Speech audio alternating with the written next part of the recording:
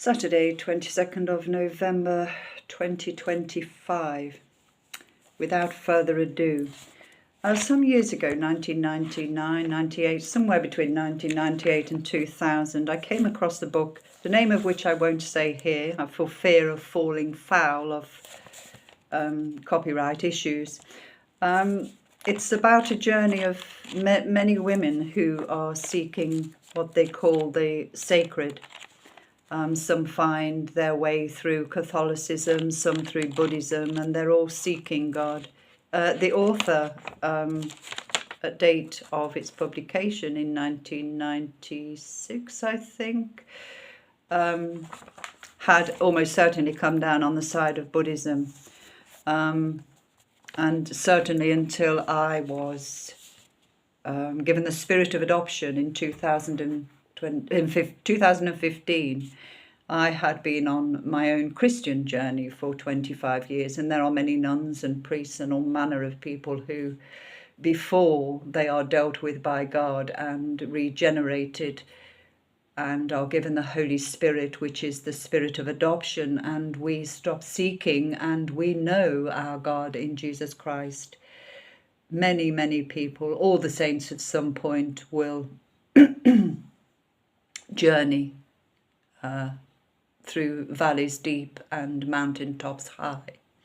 So this is one I wanted to read to you as it is. It will be in two 20-minute portions. I've just completed one and didn't quite get to the end, and it wouldn't work. So there'll be two 20-minute videos about a woman called Sheila Cassidy. I will put the name of the book in the description. Anyway, without further ado, Sheila Cassidy. There's a sense in which I think all the world is holy, because all the world is permeated by God. The sacred is the transcendent, the God in things, the God in people, the immanence of God. I'm always lured by the sacred, and I'm always lured by spiritual people, whatever their religion, and by people who pray seriously. I'm lured, too, by sacred places, abbeys, monasteries, cathedrals, and I'm driven wild by penchant. I'm driven wild by God. Sheila Cassidy is deeply committed to a life based on her belief in God. She is a Roman Catholic, but her sense of God is not always one the Church would share. It is as unconventional, as urgently alive as she is herself, and she has little time for the over-simple adorations of the pious. I find myself very ill at ease with traditional Catholic spirituality, devotion to the Sacred Heart, devotion to the Mother of God. Our Lady in a pale blue scarf really turns me off. I find my spiritual resource in such things as the language of emptiness of God, books like The Cloud of Unknowing, and physical things like an empty cathedral. I would love to lie flat on the floor and pray in a completely empty cathedral with no people, no chairs, no anything. There's something very special about nothingness. It seems to be enormously important spiritually. In the same way, I often pray in the dark, and I pray without words most of the time. The paradoxical and negative language of God is what I love. I can't be doing with the language of gentle Jesus. I have a sense of the violence of God, the fire of God, the wildness of God. There is a distinction between people who are God-centered and those who are Christ-centered, and I am deeply God-centered. There are times when I think I'm barely Christian, but in fact this isn't so, because when I actually get forced to read the Gospel, it is very precious to me.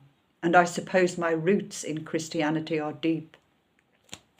But I have difficulty with the suffering of Jesus in the Gospels because of my own experience of physical suffering.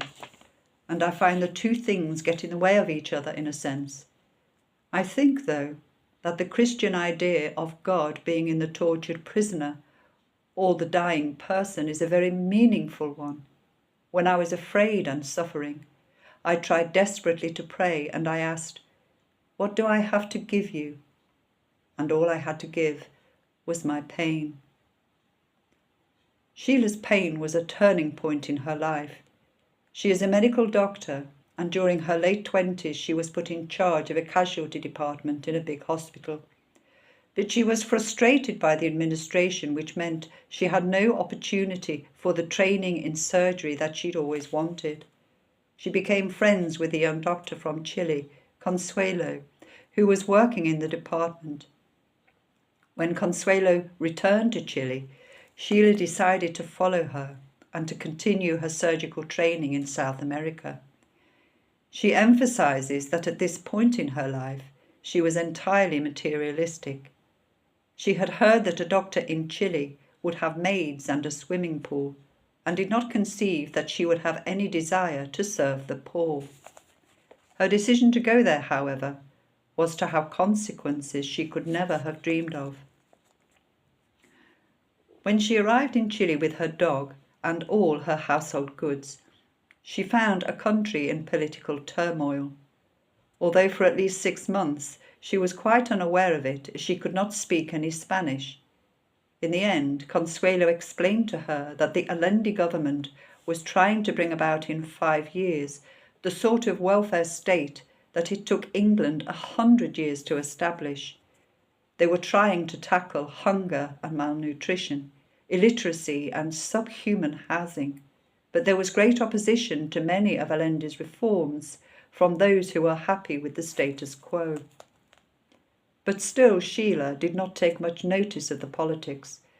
As well as learning Spanish, she also had to retake some of her exams in order to practice medicine in Chile, and she, Consuelo, and another doctor who shared a house were poor and needed all the work they could get. By 1973, though, after she had lived in Santiago for 2 years, had completed her exams and had conquered Spanish, Sheila was established in surgery. But she was then appalled by a general strike of doctors, which was in fact a trigger leading to the final division of Chile. At first, Sheila went as usual to the hospital, but the medical college decided that the work done by foreign doctors was impeding the effectiveness of the strike, and she was ordered to stay at home. A month later, there was a military coup, and Allende's government was ousted. Sheila was at home listening to the radio with Consuelo when she heard the voice of the new rulers of Chile issuing orders to the people. Every station carried the same voice, she said. Free speech had ended. There followed a reign of terror. The new government bombed the centre of Santiago to destroy the government buildings. In less than a day, the vision of the new Chile was destroyed, along with the man who had believed that he could bring about a redistribution of wealth in his country without the spilling of blood. Allende's had not been the violent way of Fidel Castro or Che Guevara. He had believed that he could achieve a bloodless revolution, but he had not reckoned with the CIA's investment of $8 million to bring down his government, nor with the triumph of the latent fascism in a certain sector of the Chilean middle class. Life took on a new pattern and fear ruled the country. In the early days of the military dictatorship, there was violence and terror everywhere. Thousands were killed and thousands more were herded like cattle into the massive football stadium.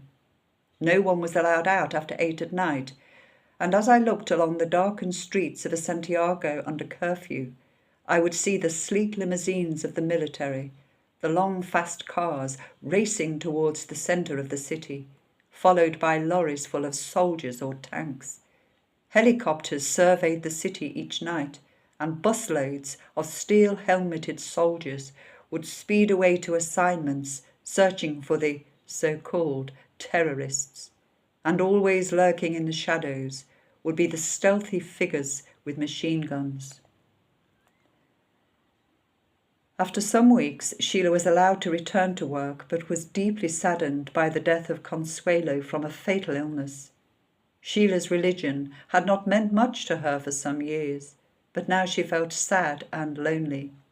But, quietly and naturally, she says, she returned to her undergraduate practice, of daily attendance at Mass and communion. And the church that she rediscovered in Santiago in 1974 was very different in character from the one she had left in Leicester in the mid-1960s. It wasn't just the liturgy that was more alive, but the people. The first two priests I met were American missionaries who lived in a shanty town on the outskirts of Santiago. They lived in a small wooden house among the very poor people, and I felt I wanted to become part of what they were doing and fighting for. I was to meet many more of these lean men and women in the months to come, shabby tigers in their dusty boots. It was with them that I learned to pray again, to read the scriptures, and to recognize in the Psalms the anger, pain, and joy of an oppressed people. As a medical student, she had felt a strong call to become a nun, but then she had fallen in love and the call had been pushed aside. Now, once more, she again and incredulously felt the same call to be a nun. She was afraid and distressed by such an idea, for she had grown to love the work she was doing. She asked advice from a priest who told her to live with the calling for a while, to see if it was the right one. By this time, also, she had made good friends in the missionary community among the nuns and priests, the liberation theologists who believed that the military junta was an offence against Christianity, and she did nothing about her calling for the time being. The church had started a plan for small clinics in shanty towns, and now she was asked to leave the hospital and work in one. But she had always enjoyed the life of a big hospital and felt reluctant to give it up. She says, "I knew then that this was a crucial moment. If I opted to keep my satisfying work in good conditions when there were people in desperate need of a doctor, I could not say in truth that I was committed to the service of the underprivileged. It was true enough that I would be wasting my specialist training. But it was also true that there were enough doctors in this field, which was plastic surgery, and a great shortage of those prepared to practice simple general medicine amongst the poor. So it was with that same bad grace that I had accepted the calling to be a nun. I now accepted the bishop's invitation to work in the clinic."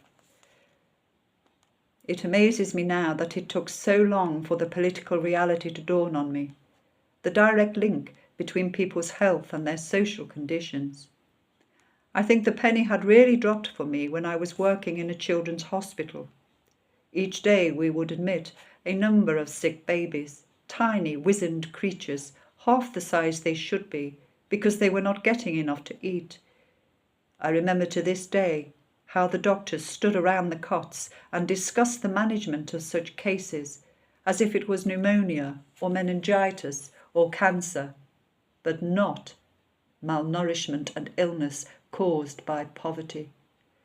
At this stage I had been angry with the system, but I was too poor and had no sense of responsibility. Now, in Chacabuco, I began to work with the marginal people of Chile, and as the weeks passed, I grew to love them. Drunkards they may have been, alcoholics, rogues, and prostitutes they certainly were, but they were a warm people who asked little and accepted gratefully what we could do for them. A few of them brought me gifts, the more moving because they were so poor. Occasionally I became personally involved with them and was made desperate by the enormity of their problems and my inability to solve them.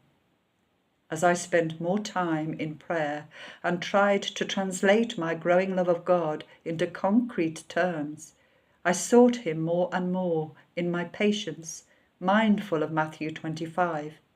I was sick and you visited me. I tried hard to be more caring and more gentle, and much of the time it worked. Though when I was tired or hungry or harassed, my good intentions and humour left me, and I was impatient and unfriendly.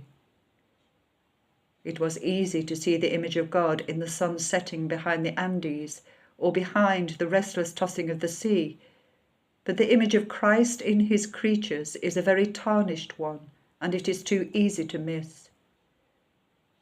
As the weeks turned into months and I persevered with my search and extended my hours of prayer to include the bus journey to work and odd moments when I wasn't busy, I found that my patience was rewarded, and I came to see him more and more in the broken ones of Santiago. And then the moment came for the greatest test in her faith. Early one morning, a Chilean priest friend asked her if she would be prepared to treat a man with a bullet wound in his leg. So now it had happened.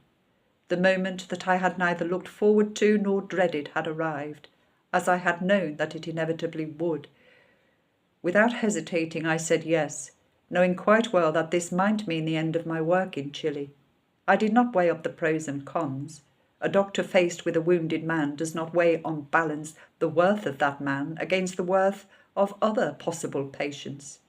Anyway, I had no doubts. It was not my place to judge this man, but to treat him. Nelson Gutierrez, a revolutionary, was being given refuge in a convent, but Sheila could not extract the bullet from his leg without the equipment of an operating theatre, and she recommended that he be taken to the papal nuncio, where he would be safe, as it had an embassy status, and then transferred to a hospital. 2 days later she was asked to visit him again, this time in the nunciatura, but on arrival was told, to her great relief, that he was being looked after by other doctors. A week after she had treated him, she heard that he was safely in asylum. That evening, she was in the house of some missionary friends, praying with a sick nun.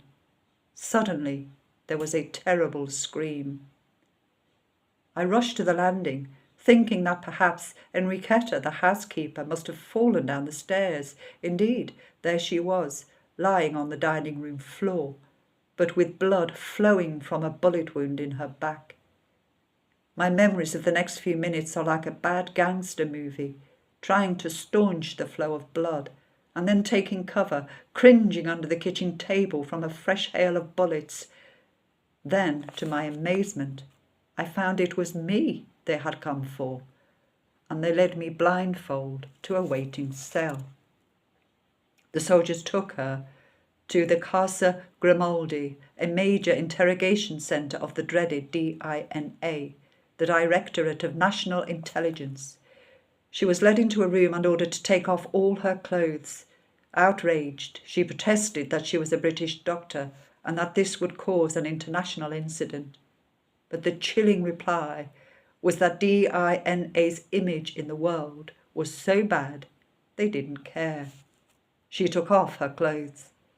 Her blindfold was a little loose, and she could see that there were 5 men in the room, which contained only a table, a chair, and a metal bunk. They told her to lie on the bed and secured her, tying her wrists and ankles to the frame so that she was spread out with her legs apart. A wide band was put around her chest and abdomen, and a gag thrust into her mouth. She felt an electric shock pass through her, and then another, and then another. Then the interrogation began. They wanted to know where she had treated Gutierrez and who had asked her to do so.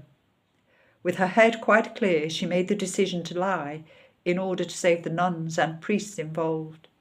Also, she did not believe that the treatment would go on for long, for she knew that the friends she left behind would have informed the British consul.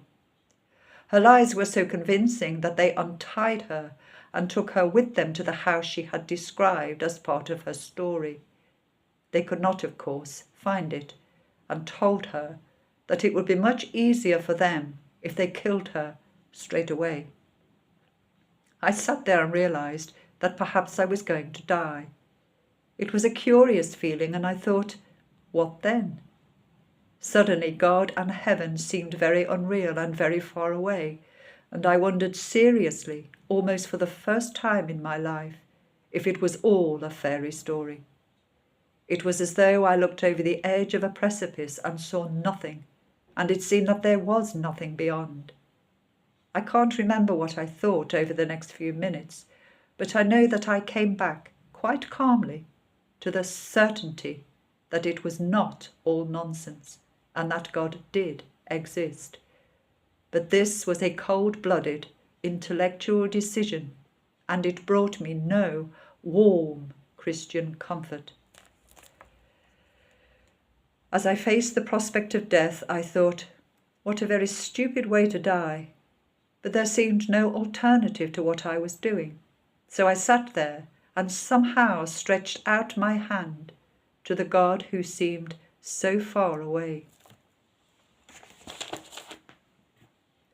End of video 1.